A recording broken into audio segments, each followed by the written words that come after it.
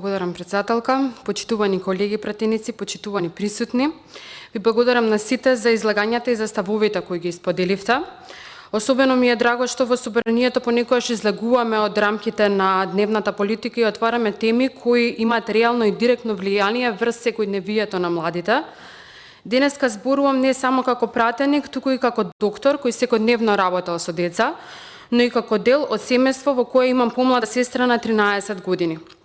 Затоа можам да кажам слободно дека одблизу гледам колкаво е влијанието на социјалните медиуми и врз нивниот начин на размислување, однесување и самодоживување.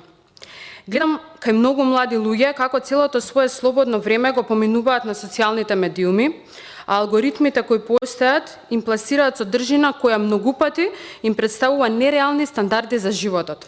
Постојана потреба за споредба со другите, потреба за валидација, за популарност и слично. Сметам дека изворот на проблемите со менталното здравје се јавува токму кога овие млади лица надвор од технологијата и телефоните се соочуваат со реалноста и сваќаат дека нивниот живот е далеку од онаа често нереална слика која се прикажува на TikTok, Instagram и слично.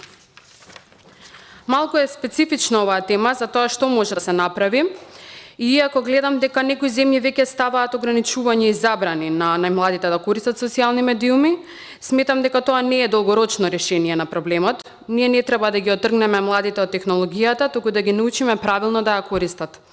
Ни треба еден соопфатен и паралелен пристап на повеќе нивоа, поголема инволвираност на родителите и нивна постојана едукација од страна на психолози, психијатри и стручни лица во тие области.